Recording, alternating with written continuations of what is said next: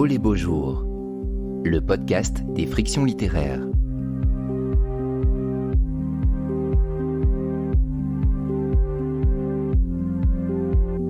Du bruit dans le ciel. Entretien avec l'auteur de bande dessinée David Prudhomme, animé par Guénaël Boutouillet et enregistré en public en mai 2022 au Théâtre de la Criée à Marseille, dans le cadre de la 6e édition du festival Oh les beaux jours.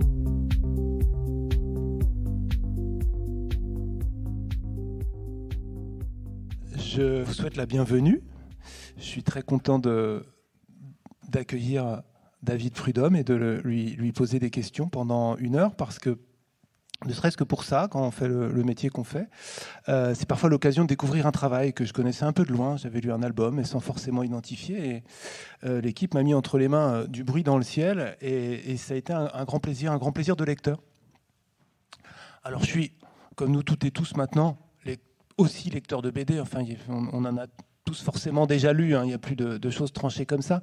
Mais évidemment, de par mon métier, encore une fois, je lis beaucoup plus de littérature et je pose beaucoup plus de questions à des auteurs de littérature. Donc je suis également très content d'entrer dans la fabrique de ce qui demeure très mystérieux pour moi, à savoir quelles solutions, comment on fait, comment on trouve des solutions telle que celle-ci. C'est page 29. Et ça illustre parfaitement le titre. Alors, vous ne le voyez que de loin, mais vous pourrez le regarder tout à l'heure. C'est au début du livre. 2 personnages sont dans un champ et derrière eux, soudain, dans leur dos, sans qu'ils s'y attendent, passe un avion. Et en 2 cases, le dessinateur-auteur trouve une manière totalement singulière et liée à cet art-là, de dire quelque chose que j'essayais de me représenter en littérature sur le dessin, en me disant ça aurait fait tel et tel paragraphe sur la sensation. Et là, par les lettres coupées, ce hors-champ, il y a quelque chose qui s'invente, qui est passionnant pour toute personne qui aime les histoires et le langage en soi. Je ne vais pas développer plein d'exemples d'emblée, mais ce livre est complet et plein, je me répète, de petites merveilles comme ça, de solutions, d'idées, d'originalité. Et de plus, il fait 2 choses en même temps, à savoir une forme autobiographique très originale et une histoire topographique des environs de Châteauroux. Les environs de Châteauroux, que de loin on se représente assez mal en général, de près un peu mieux, et encore, il faut varier les focales, des environs de Châteauroux en Centre-France, et là où ont résidé pendant tout un bout des 30 Glorieuses des régiments de militaires américains, au moment de la guerre froide aussi. Donc Châteauroux et les Américains, qui est une sorte d'angle mort de l'histoire contemporaine et finalement de la géopolitique contemporaine. Ce que fait David Prudhomme dans Du bruit dans le ciel, c'est son autobiographie qui commence où ? Par un lieu, la maison où son père l'amène habiter. À ce moment-là, il n'y a rien. Et qui commence par, je pense, quasiment les premières paroles qui sont dites à la première personne, c'est moi ce que j'aime, c'est dessiner, ou quelque chose comme ça. Dès que je peux, je me réfugie dans le dessin. Et donc, il y a les 2 à la fois tout au long de ce livre. Est-ce que vous pourriez montrer la planche que vous me sortiez tout à l'heure avec les plans ? Parce que ce sera plus efficace. Ouais, le plan. Pour qui aime les lieux, il y a des planches entières comme ça. C'est-à-dire, voilà. Ça, c'est une histoire intime, c'est sa maison. Enfin, c'est la maison du petit garçon du début.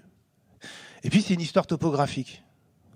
Et pour quelqu'un qui n'a pas accès à ça, à la technique du dessin et à l'expertise géographique, moi j'ai eu l'impression que c'était, on pourrait inventer une nouvelle forme, l'autofiction en forme de plan cadastral. C'est-à-dire que le plan cadastral, c'est quelque chose qui, pour qui aime la géographie et les cartes, fait un peu fantasmer. C'est-à-dire qu'on en voit un peu de loin, mais on ne voit jamais celui avec notre maison. Cette tendance-là qu'on a tous eue la première fois qu'on a ouvert Google Earth, c'est de regarder sa maison.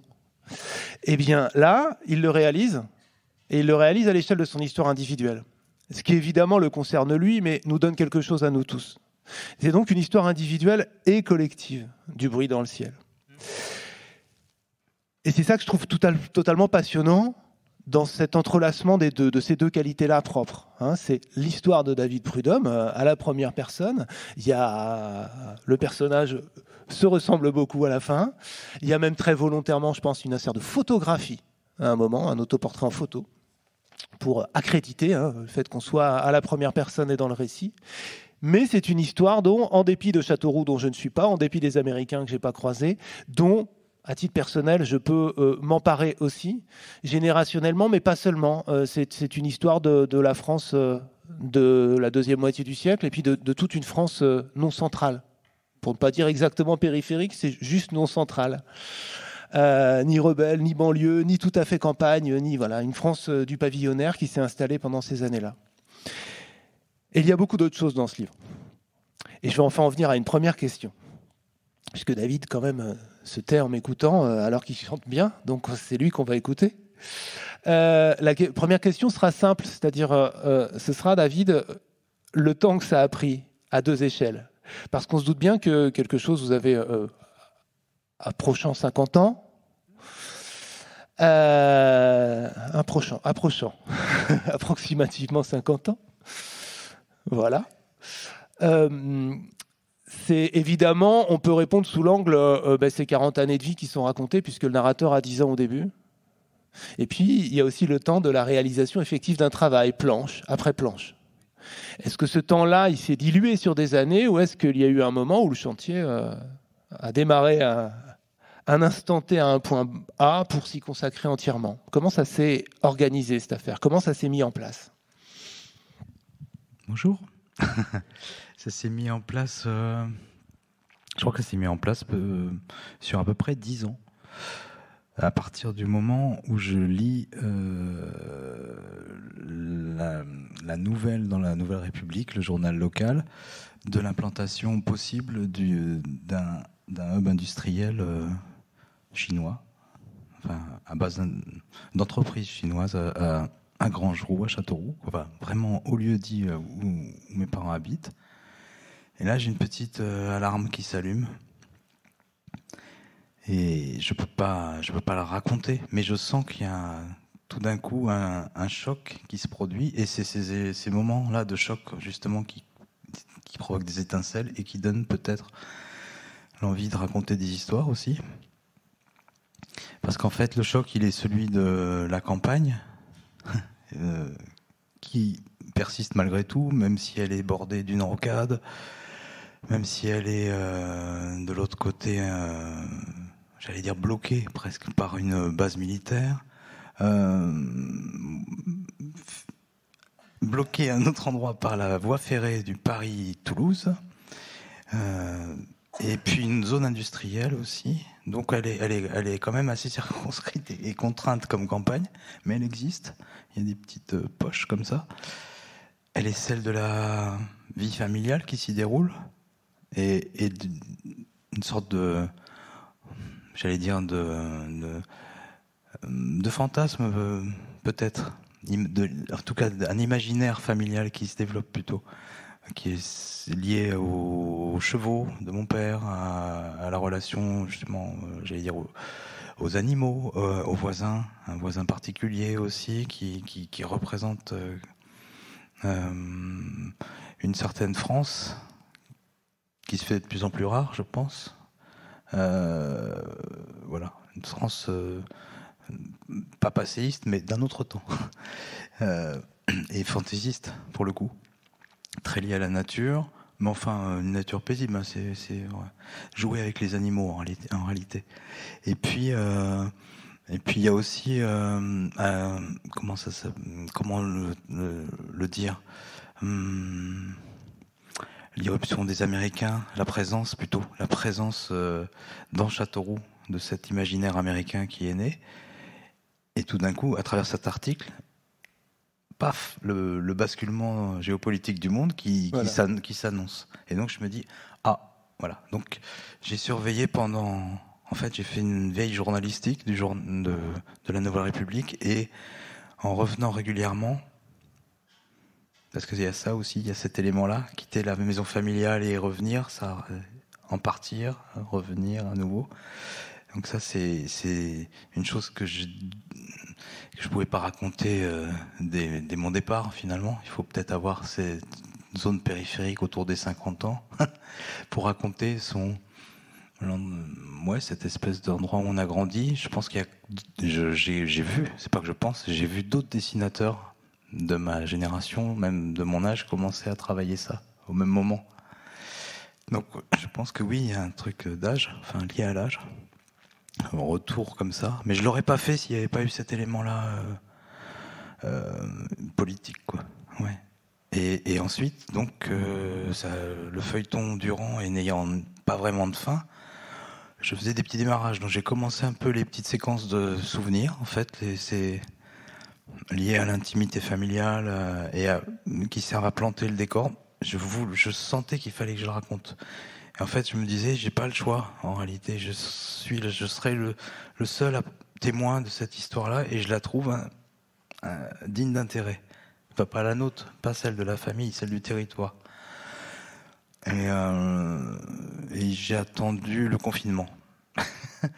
Je crois que ça a été l'occasion idéale pour. J'ai fini L'Oisivray parce que je racontais sous forme de fiction un autre. Ce personnage dont je vous parlais, on va en parler, ouais.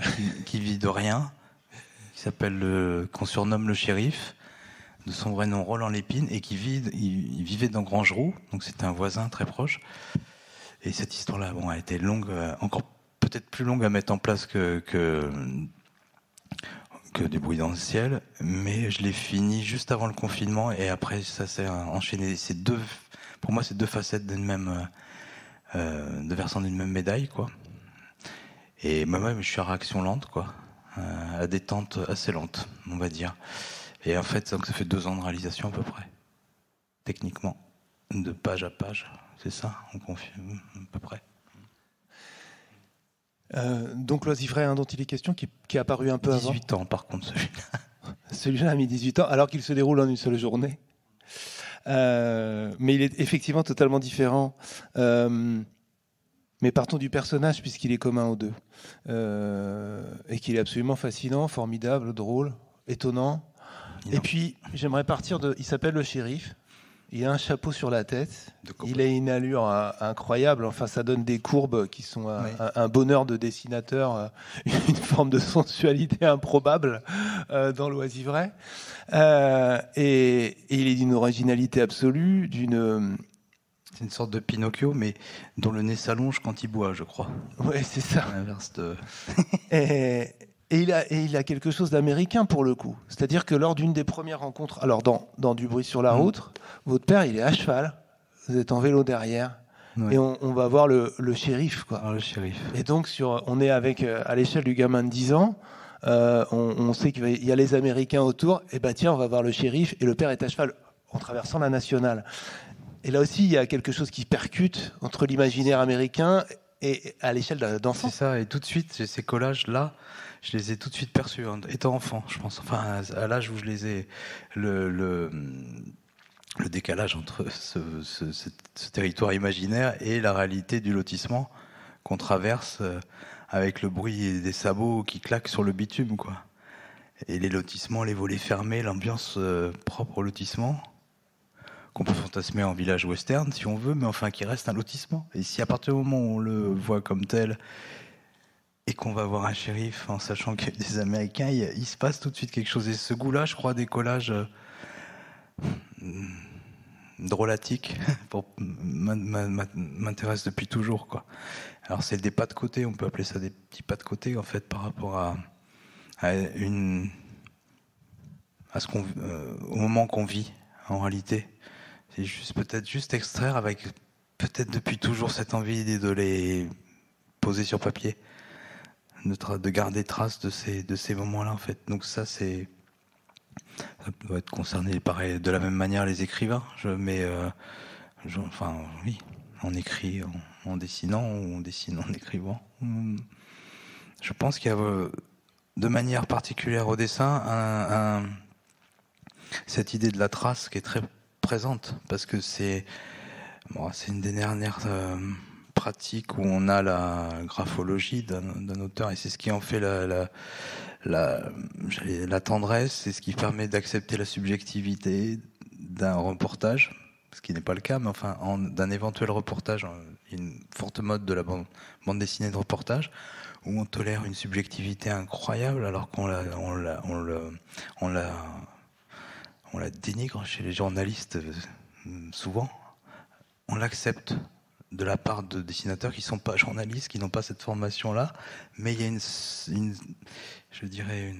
sincérité qui se dégage de la graphologie en fait, et qui touche directement ou pas. Et c'est ce qui fait aussi la beauté de la bande dessinée ou du dessin en général, c'est qu'on accède immédiatement à une zone un peu comme pour le vin, finalement on aime ou on n'aime pas, et on peut théoriser à l'infini dessus, mais au fond il y a un goût qui nous plaît ou non. Et ça c'est immédiat comme perception. Oui, par le dessin. Je parlais de la silhouette de ce personnage tout à l'heure. On en a eu un rendu. Pardon, je corrige pas. Je veux revenir à ma question sur le personnage. Ok. Oui, c'est moi qui suis. Vous n'aviez pas fini ? Si, non, c'est que je suis parti un peu. Ah, mais c'est très bien. Ouais. Mais du coup, c'est moi de revenir à autre chose que je voulais vous demander à son sujet, parce qu'en vous écoutant parler, j'étais aussi en train de me dire que si on s'en tenait au synopsis, si on le devait décrire en quelques mots, ce type, il est à la dèche. Ah ouais. Il picole, il fait rien. Il fait picoler. Hein ? Il fait picoler plus qu'il picole. Oui, c'est vrai. Mais bon, voilà. Ça boit quand même pas mal. Dans un appartement où il y a une séance de tapisserie qui constitue un des enjeux narratifs de l'Oisivray, où il faut recouvrir des vieux posters de femmes à poil. Ouais. Donc c'est un lieu qui pourrait, si on choisissait un autre spectre, être un spectre hyper réaliste par exemple, c'est un lieu et un personnage qui pourrait être une description sociale miséreuse en fait. Et là par le dessin, mais pas seulement le dessin, le dessin, l'angle, la narration, il accède à du grotesque et du merveilleux, les deux à la fois, à autre chose en tout cas. Ouais. C'est vrai que je crois que la façon que j'ai de le dessiner colle pas mal à ces deux qualificatifs que tu as employés, grotesque et merveilleux. Parce que c'est aussi les sentiments qui m'ont traversé quand j'allais le voir. C'est cette part d'autodérision qui a achevé de me convaincre en réalité que c'était quelqu'un de qualité. Et la façon qu'il avait, peut-être en s'aidant un peu du pinard, mais de faire accoucher, de faire une sorte de maïotique des gens quand même, des autres. Il arrivait à faire que tout le monde se déballonne, quoi, et autour de ballon. mais malgré tout, c'était pas lié uniquement à l'alcool. C'était juste un attrape-mouche en fait. C'était l'alibi pour faire venir les gens. Mais après, il se passait tout un tas de trucs très. Bon, il y avait des trucs lourds, soyons clairs. Mais effectivement, une deuxième couche, un niveau plus élevé de prise de conscience du monde aussi. Après tout, pourquoi courir ? Je sais pas où. Je sais pas pourquoi. Lui, il était là. Il n'a jamais bossé il a jamais rien fait de sa vie, excepté recevoir des gens, parler et s'amuser du quotidien. Par exemple, là, il y a son chapeau de cow-boy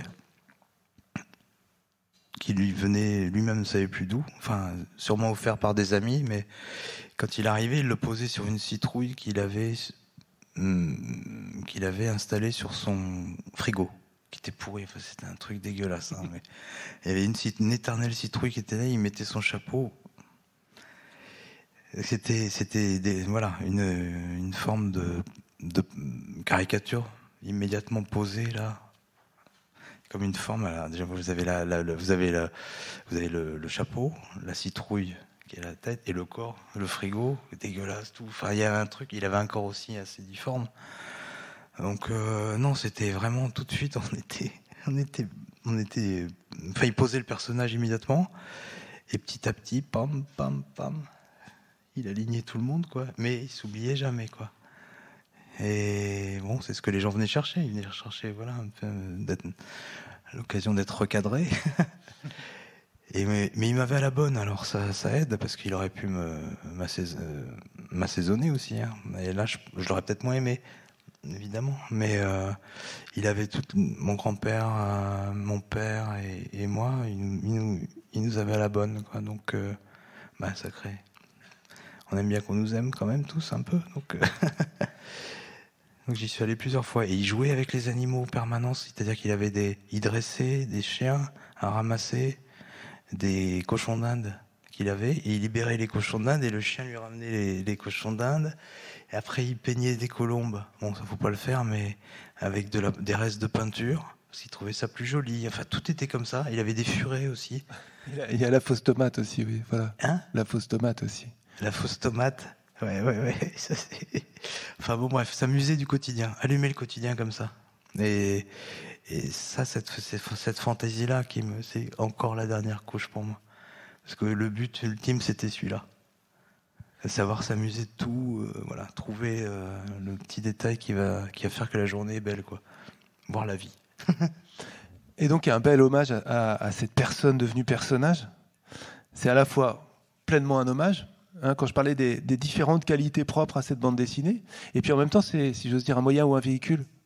C'est-à-dire qu'autour de lui gravite aussi la dédicace finalement aux deux grands-pères qui le connaissent, que vous n'auriez peut-être sans doute pas voulu aborder frontalement l'hommage familial comme ça.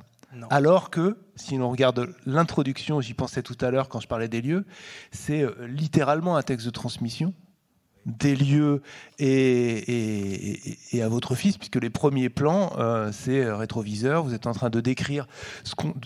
Pareillement, hein, c'est aussi le pavillonnaire, c'est ce qu'on s'attarde pas forcément beaucoup à dessiner, les panneaux d'autoroute, des embranchements autour de Châteauroux. C'est pas ce qui attire le plus les feux, ni de la bande dessinée, ni du cinéma, on va dire, ni du roman de transmission, mais c'est pourtant par là qu'on entre pour faire un livre de transmission. Et il me semble que ce personnage fabuleux, il est aussi un véhicule pour ça, pour permettre ça, enfin peut-être pour dépasser la pudeur initiale, je sais pas, enfin... Comme la fiction permet, quoi. C'est sûr. C'est vrai. Il y a une difficulté et aucune envie peut-être de parler de la famille, de la vie de la famille, excepté dans les moments où elle permet d'appréhender justement et de comprendre un peu mieux le territoire qui nous intéresse, enfin qui m'intéressait là, de décrire.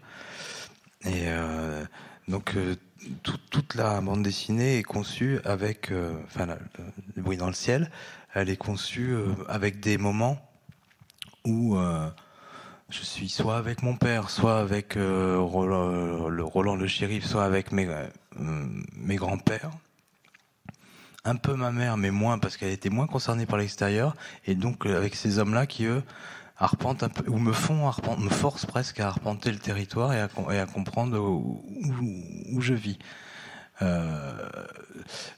Cette bande dessinée qui relate 4 km² sur 40 ans, en réalité, elle relate 5% du temps que j'ai passé là. Le reste, les 95%, c'est avec ma mère dans la cuisine à dessiner. Mais comme ça ne concerne pas l'extérieur, et ça n'exprime pas forcément le territoire, elle est pas présente à l'écran, j'allais dire. Enfin, elle n'est pas présente tant que ça dans le livre. Excepté une fois où j'étends le linge avec elle. Ouais, c'est vrai. Mais c'est arrivé. Plus d'une fois.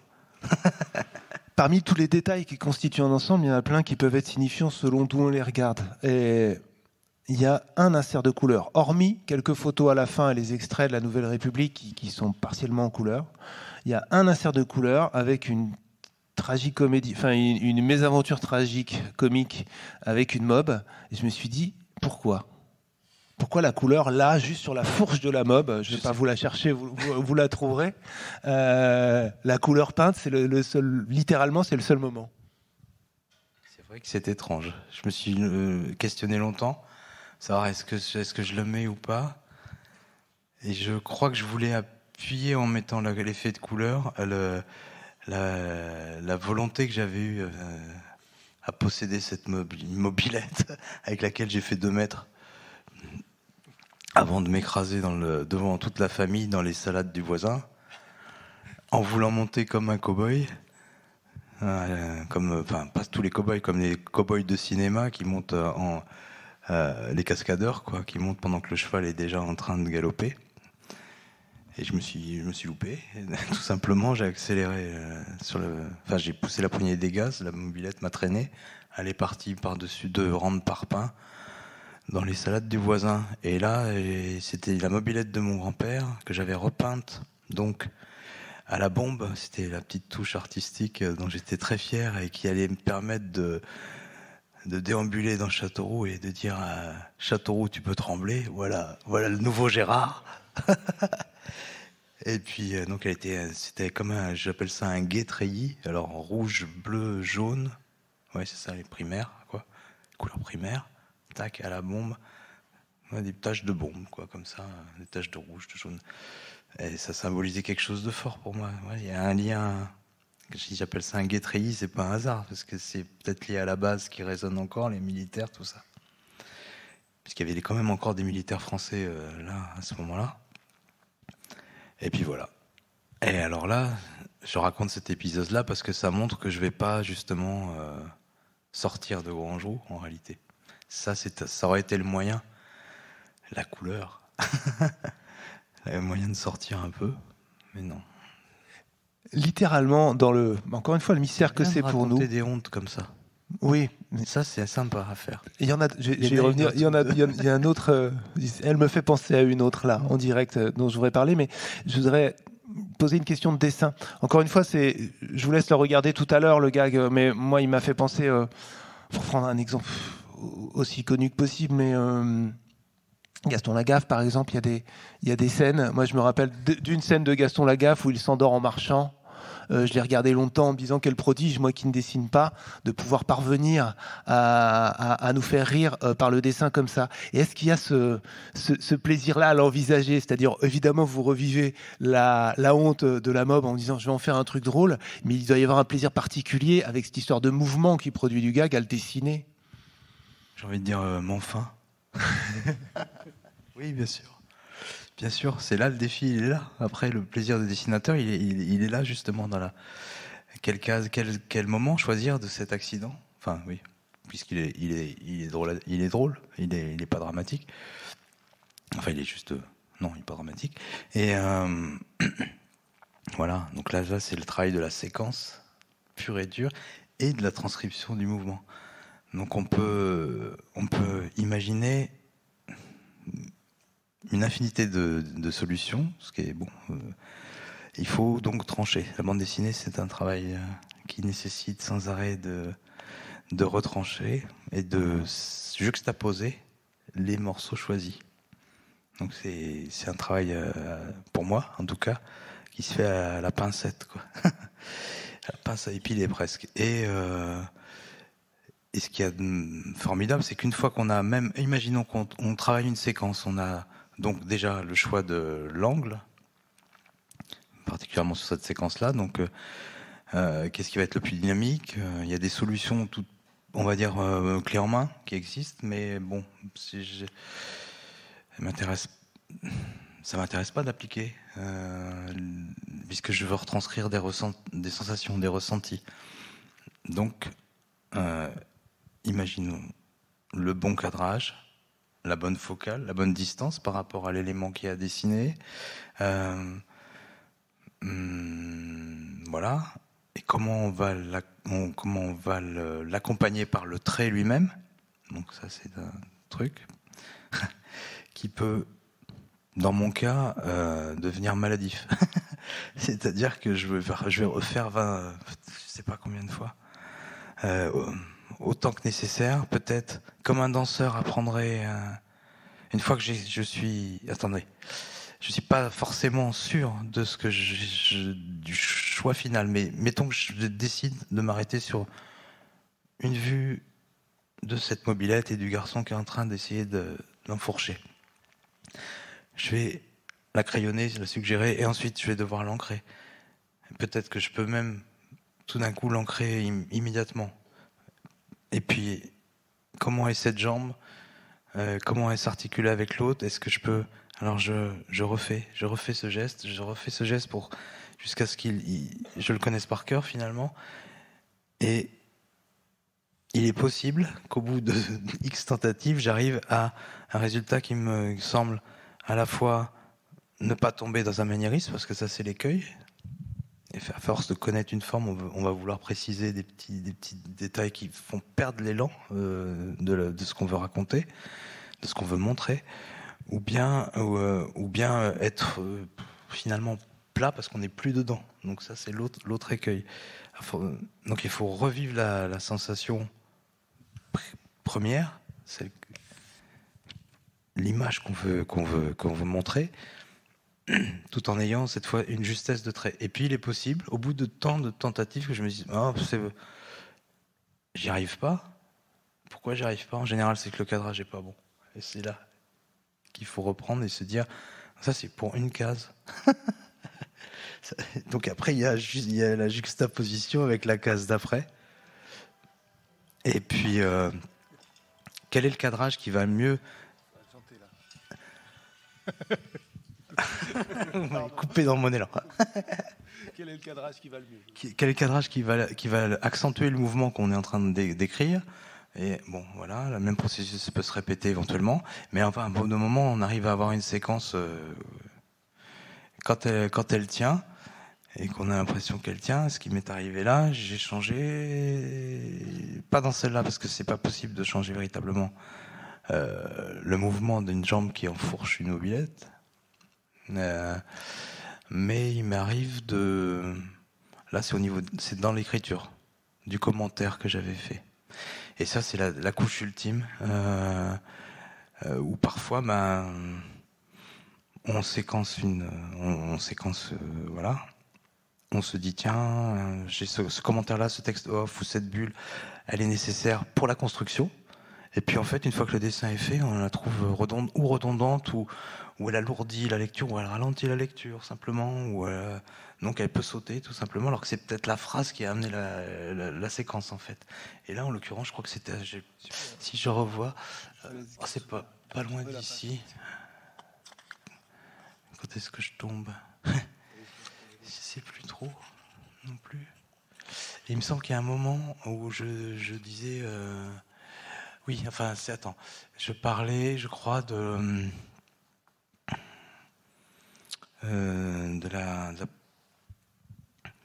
c'était autour de l'ego, enfin, un truc comme ça. Puis en fait, c'est montré. Il n'y avait pas besoin de l'appuyer, cet effet-là, voilà, verbalement. Ouais. Et alors, discrètement, c'est aussi pas un art poétique, mais quand même un récit du dessin qui se fait aussi, en pareil, entre les lignes. Un dialogue à un moment, tu refaisais encore le portrait de Gus, parce que le gamin le dessine 1000 fois, le même, et on voit le crayonner. Gus, c'est mon grand-père. Oui, à force de recommencer les mêmes gestes, ça vient tout seul. C'est 3 fois rien, c'est un dialogue comme ça dans un trajet, mais ça dit aussi quelque chose sur un métier, enfin, que vous pourriez dire maintenant par rapport à la projection que vous en aviez enfant.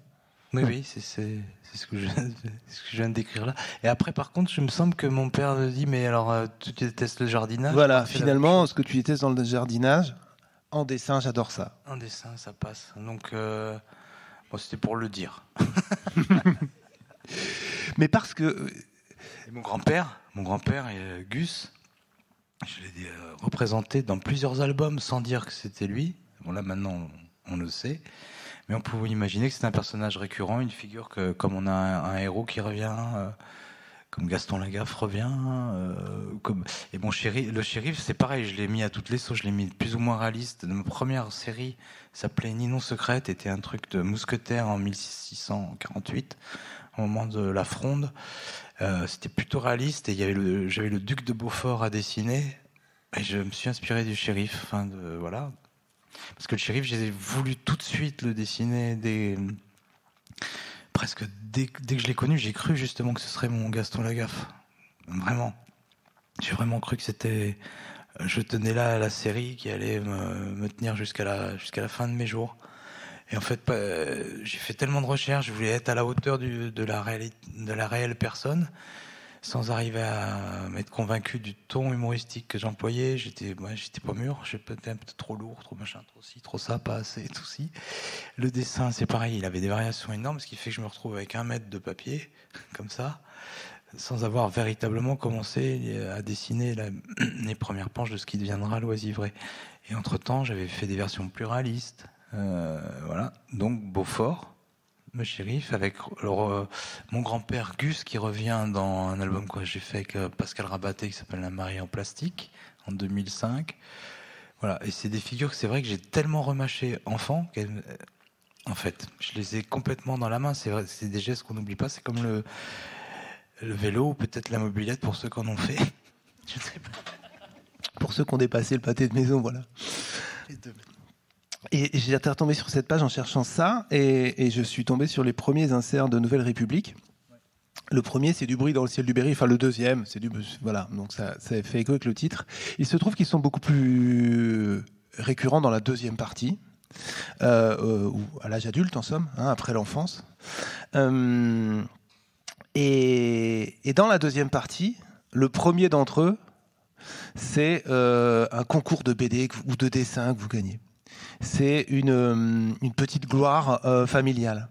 Et je me suis dit, c'est hyper intéressant comme lien aussi. C'est-à-dire, c'est notre lien à cette presse-là. La PQR, tout le monde à un moment a été dans le journal. Vous, c'est plus illustre, hein, et puis ça donne une carrière. Mais l'idée, c'est ça. C'est-à-dire la fierté familiale de il y a le petit dans le journal. Et en même temps, c'est par là que l'histoire, au sens large, arrive aussi. Ça, c'est le moment charnière, c'est le moment de lien qui fait que finalement, c'est pas artificiel. Enfin, ça justifie aussi, voilà, c'est ce petit nœud d'accroche, effectivement, ouais, tu as raison, qui fait que il me semble que c'est pas artificiel d'intégrer le journal dans la à la fois un peu drôle, il y a un peu de recul en mettant cet article vieilli, mais ça permet de continuer le récit d'apprentissage aussi, d'être dans l'autobio. Souvent grâce aux âgés, d'après mes dernières informations. Les assemblées générales où on a tout le monde, donc ça fait 20 ventes parce qu'il y a 20 personnes sur la photo à peu près. Donc oui, il y a ça. Moi, ce que j'aime, c'est le fait qu'elles mettent à plat. Justement, là, c'est soit ces assemblées générales, soit ce concours de. Je l'ai pas mis celle-là, mais il y a le concours du fromage de chèvre de Valençay qui me fascinait parce que il y avait énormément de choses. J'ai mis le buisson d'écrevisses, par contre, et Monsieur Pion devant son buisson d'écrevisses à gauche.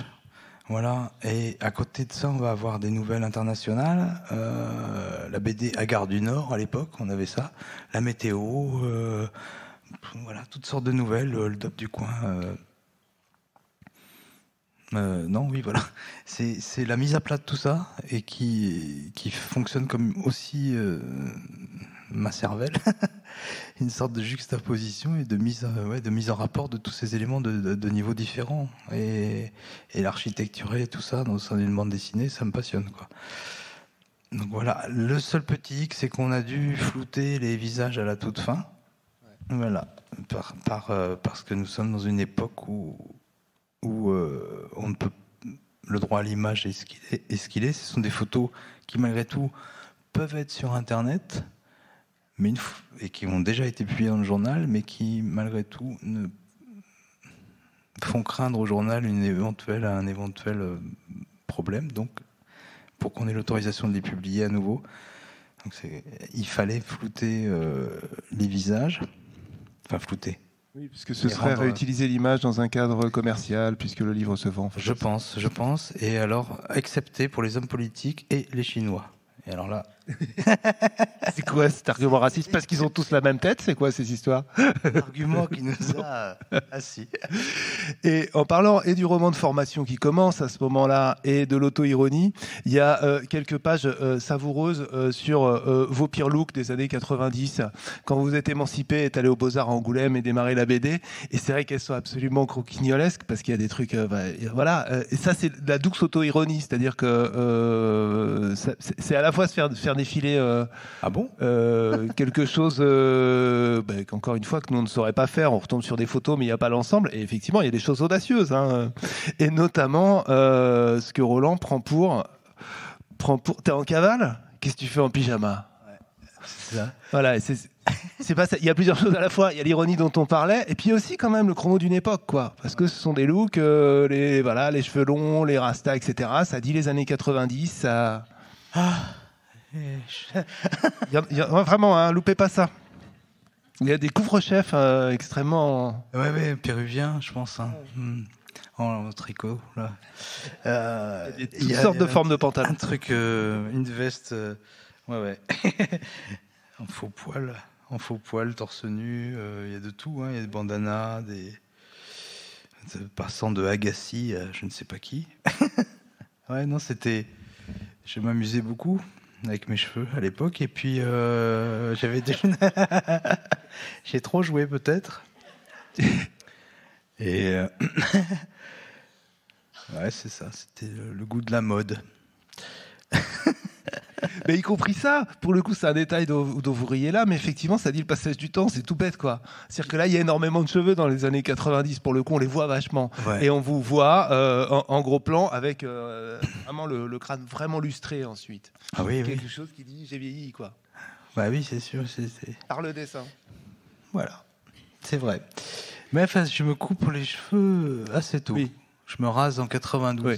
Mon grand-père était rasé. Et dès que j'ai senti que ça se barrait un peu là-haut, je me suis dit, je vais adopter la même solution que lui.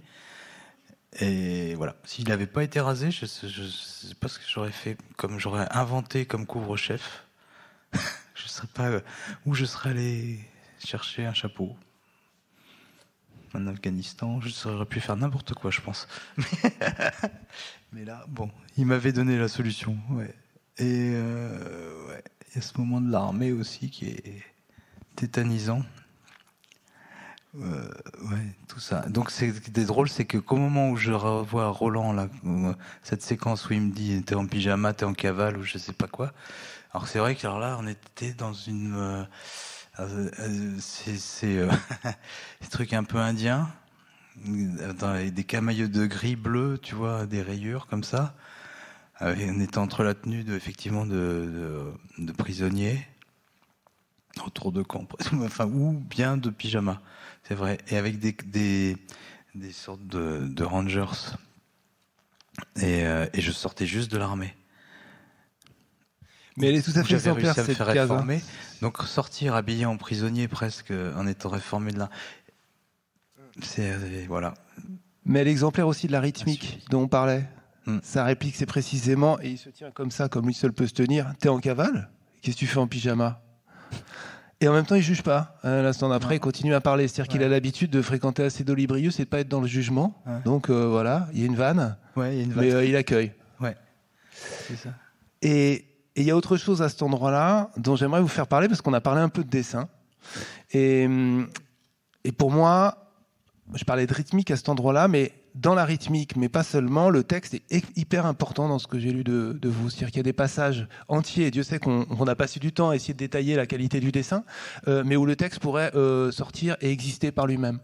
Ça m'a fait penser à une BD d'il y a quelques années, Vive la marée, où il y avait qui elle-même me faisait penser à des atmosphères à la Tati, parce que là c'était plutôt du dialogue en bruit de fond, voilà, qui se mélangeait, qui se coupait, et chez Tati il y a ça, il y a des phrases qui surgissent, c'est comme un élément de décor sonore, mais pour le coup, je vais prendre un exemple. Au tout début, vous êtes sur le tas, vous découvrez les lieux, et puis on a des petites bulles comme ça, le shérif, la base, Grangeroux, Giscard, Reagan, Thatcher, Indira Gandhi, l'OLP, Pol Pot, l'OPEP, elles sont posé comme ça sur la page, et ça fait comme un petit palimpseste, comme un poème, comme un papier collé en fait, qui est un concentré d'époque, enfin tel qu'elle vous atterrissait dans les oreilles.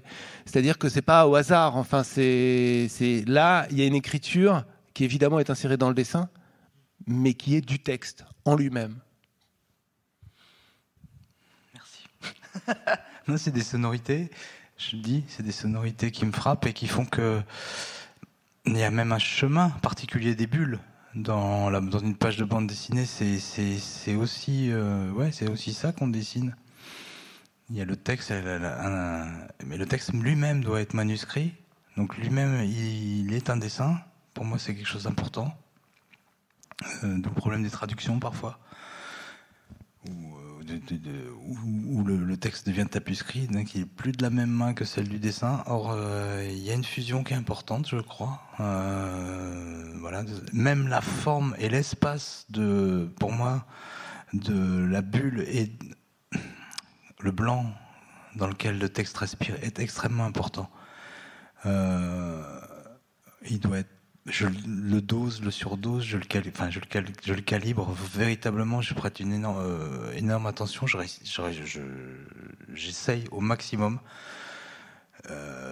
d'utiliser, de le mettre bien, si vous voulez, qu'il soit bien dans sa bulle, quoi, qu'il soit pas ni serré et que la bulle soit bien dans la case.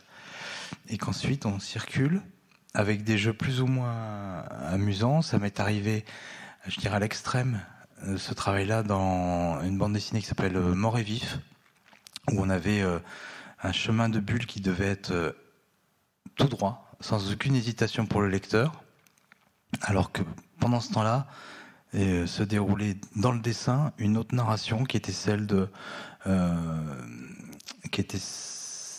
qui était sans blanc entre les cases. Les cases étaient marquées juste par des lignes. Et le dessin lui-même glissait, on avait des formes qui qui étaient polysémiques en réalité.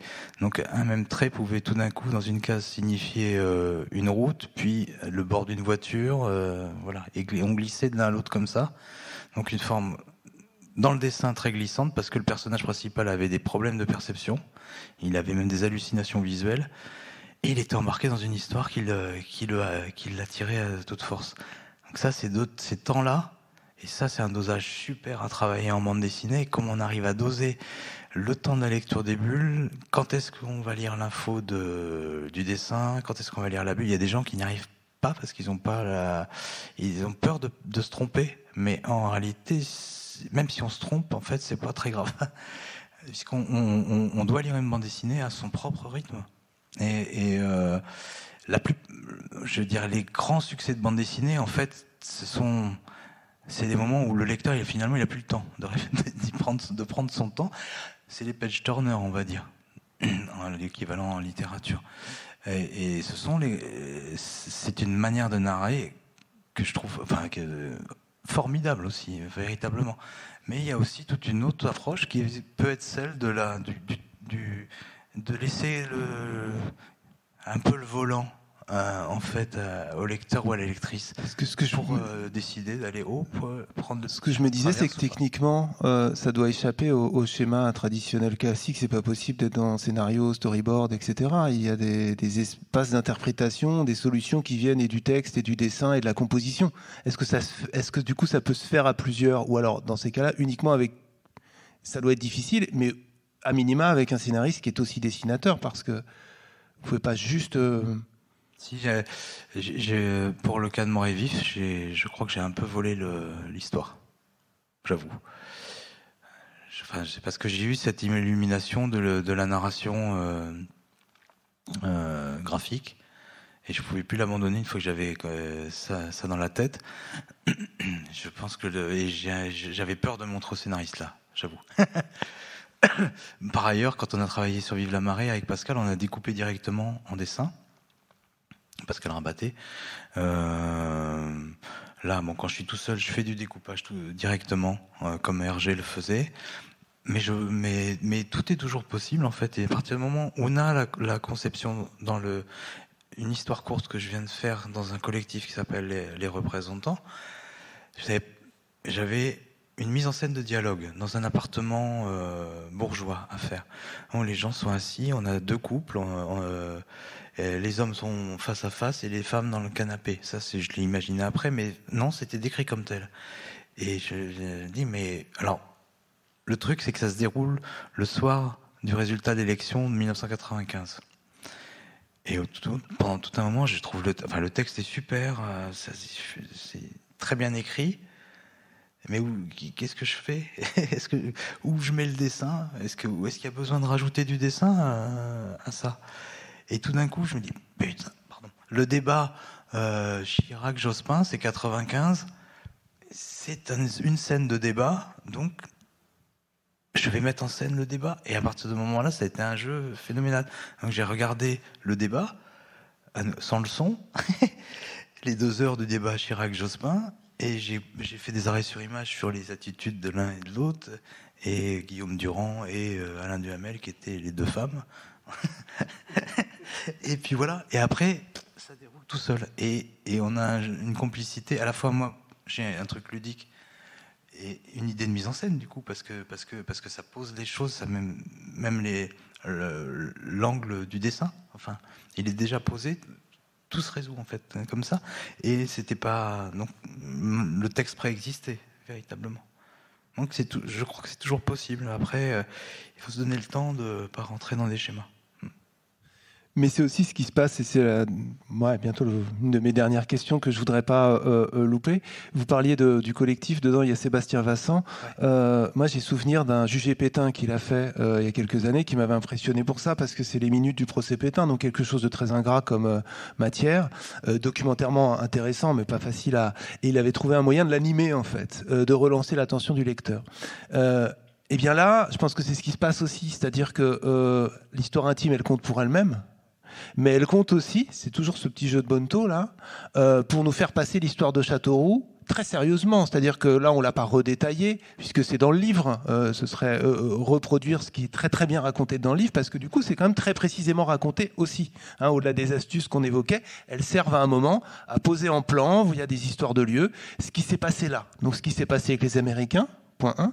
Et puis après, ce qu'on a vu avec la Nouvelle République et les épisodes suivants dans les années 90, c'est quelque chose qui devait être écrit dans le programme, je pense, mais c'est quand même une des ambitions de cette BD-là, c'est de dire aussi quelque chose de toute cette France un petit peu délaissée, c'est-à-dire à la merci de projets industriels mirobolants qui s'en vont, qui reviennent, enfin d'espoir souvent déçus. De renaissance industrielle, parce que là, en l'occurrence, il faut remplacer les Américains par autre chose, en somme. Mais ça pourrait être la problématique des aciéries ailleurs et de...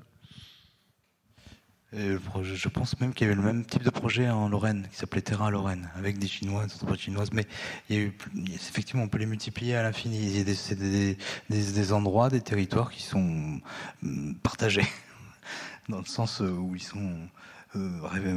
assez répandu finalement au final.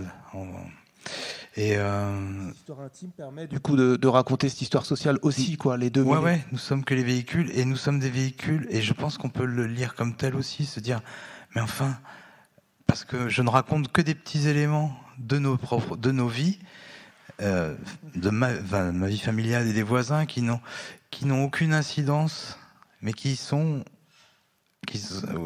montre qu'on est spectateur ou qu'on subit ce rouleau compresseur ou cette roue qui tourne plutôt que rouleau compresseur, à l'image du monde qui passe de l'ouest vers l'est comme ça, enfin voilà, et sur lesquels il était important. C'est pas un livre militant, c'est un livre qui montre que justement les gens n'ont pas de prise sur ces choix.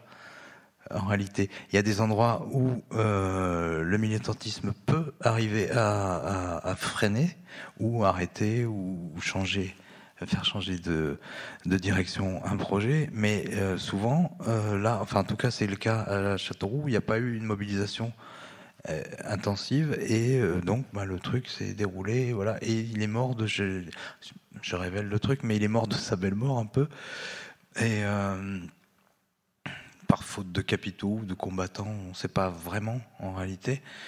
Et donc, je pense qu'il y a une sorte pas méta-lecture, mais enfin, il y a une... en mettant ces petites scénettes en jeu, en regard de ces petites scénettes qui démarrent d'un caillou, en fait, de moi en train de grogner à 11 ans parce que je suis en train de ramasser un caillou pour dépierrer le terrain parce que mes parents veulent y planter du gazon, jusqu'à ces vues de Google qui disent donc par essence la mondialisation, et on passe de l'un à l'autre comme ça en glissant, en se disant mais voilà, il est impossible qu'il y ait un lien. Il y en a un, il est là, il est montré, et nous ne sommes que des véhicules pour le montrer, ce lien.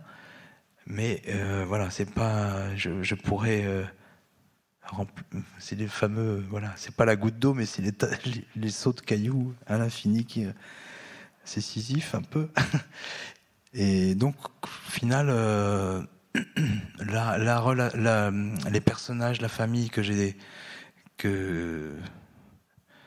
finalement consenti à mettre en scène, parce que c'était mon but initial était juste informatif sur la situation géopolitique en réalité, à Grangeroux, parce qu'il y a quand même 3 grandes puissances en jeu, c'est l'Amérique, la Chine et l'Inde. Et donc, pour ceux qui connaissent, donc c'était ça quand même. Et donc, je me suis dit, cette famille, ça va être le seul moyen pour qu'on arrive à ressentir le territoire.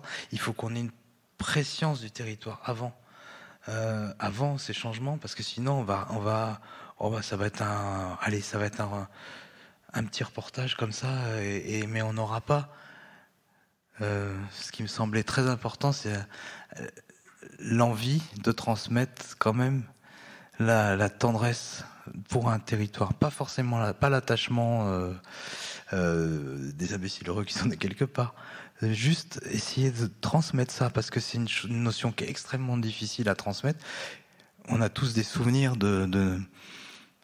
des endroits où on a grandi, des personnes avec qui on a grandi, et on peut les raconter éventuellement lors de repas de famille.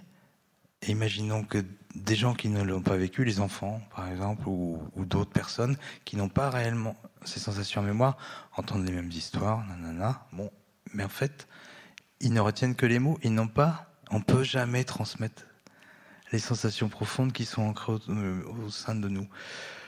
Alors par le dessin et cette notion de graphologie, il y a un truc qui passe derrière,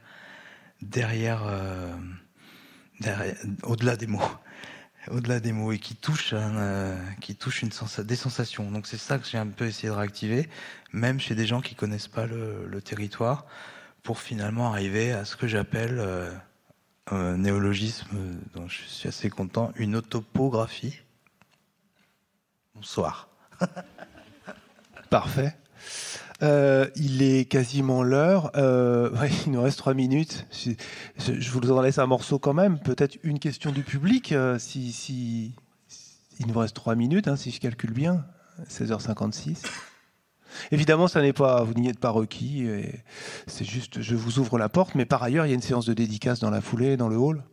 Donc ça peut être l'endroit pour vous procurer ce livre-là. Je pense que les deux sont en vente. On a parlé aussi de l'Oisivray et il était hors de question qu'il ne soit pas en vente.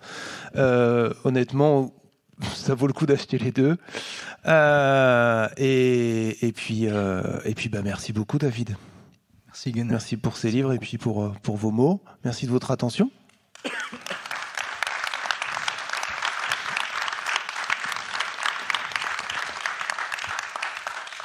Voilà, ça aurait été le temps d'une petite chanson, mais je pense que vous toussez un peu. Ce sera individualisé. Voilà. Oui. Une dédicace, une chanson, comme vous voulez. Bon, merci beaucoup, plus sérieusement. Merci beaucoup. Bonne fin d'après-midi et bonne suite de festival.